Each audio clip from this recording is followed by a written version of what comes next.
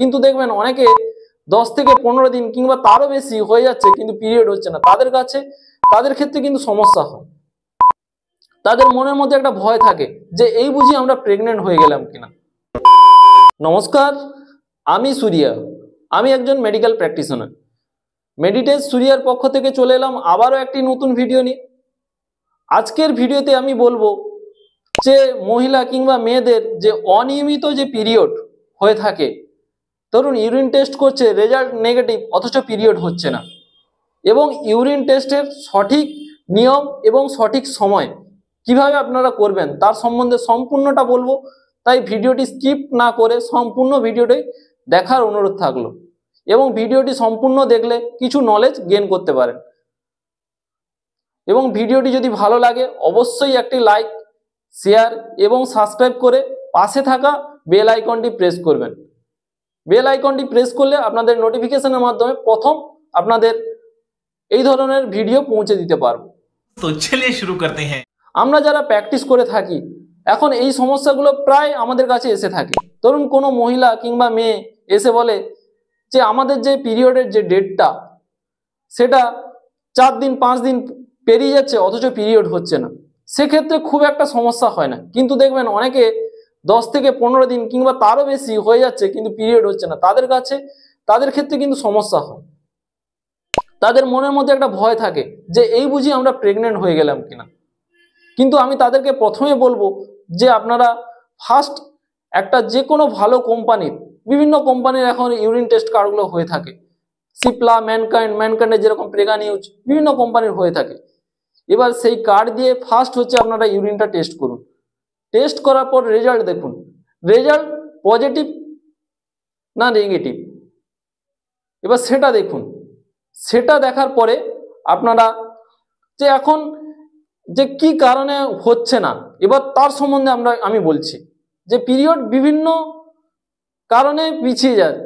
তার কারণগুলো, প্রথম কারণ হচ্ছে এখন বর্তমান সমাজে চিন্তা, এখন মানে মানসিক চাপটা প্রায় প্রত্যেকের কম বেশি হয়ে থাকে। যারা সংসার করে থাকে তাদের সাংসারিক চাপ, যারা পড়াশোনার লাইনে থাকে তাদের পড়াশোনার চাপ। দ্বিতীয় কারণ হলো যারা দেখবেন রাতে ঘুম যাদের খুব কম হচ্ছে, ঘুম কম হলে ওই পিরিয়ডের সমস্যাগুলো হয়ে থাকে।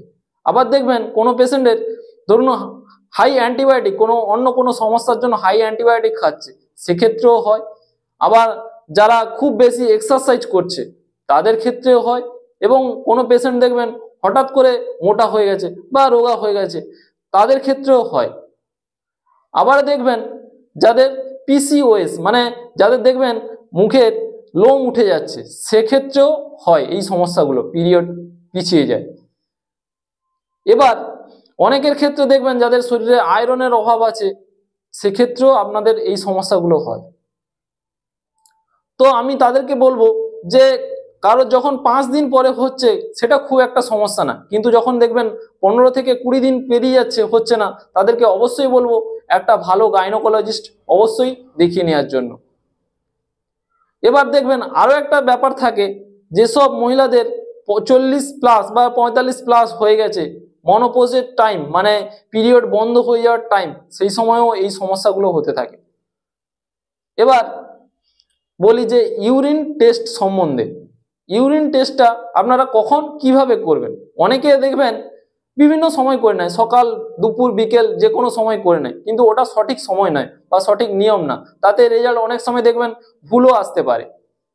ইউরিন টেস্টটা সবসময় মনে রাখবেন যে সকালে ফার্স্ট ইউরিনটা, সেটা দিয়ে চেষ্টা করবেন অবশ্যই, তাতে আপনাদের রেজাল্ট সঠিক আসে। এবং দেখবেন একটা পাউচ, যে ইউরিন টেস্ট কার্ডগুলোর মধ্যে একটা যেটা কার্ড, যেটা ক্যাসেট যেটা আমরা বলে থাকি, সেটা কিভাবে তার সিস্টেম কিভাবে থাকে দেখবেন, একটা যেখানে দুটো পয়েন্ট করা থাকে, যে একটাতে আপনি ইউরিন দেবেন, দ্বিতীয়টাতে হচ্ছে রেজাল্ট দেখাবে। এবারে হচ্ছে ইউরিনটা সবসময় মনে রাখবেন যে 3 ফোঁটা দেবেন, 3 ফোঁটার বেশি দেওয়ার দরকার নেই। এবং দেখবেন যে রেজাল্টের জায়গায় সি এবং টি দুটো লেখা থাকে, যে একটাতে মনে রাখবেন যে একটাতে যদি লাল দাগ আসে তাহলে হচ্ছে নেগেটিভ, মানে আপনি প্রেগনেন্ট নয়। আর যদি দুটো লাল দাগ চলে আসে তাহলে ভাববেন আপনি পজিটিভ, মানে আপনি প্রেগনেন্ট।